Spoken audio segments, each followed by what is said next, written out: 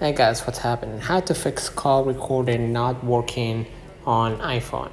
So first of all, what you need to do, ensure the feature is enabled in settings, specifically right here, and go to apps, try to pin down phone, press phone, and then what you're gonna do, scroll a little bit down to the call recording, make sure that you turn it on. Right? If the option isn't available, your region might not support call recording, or you may need to update iOS 18.1 or later. Right? So go back to the main settings and then go ahead to their general and then software update, and you're gonna see if your iPhone is fully updated, like above 18.1, right, or later.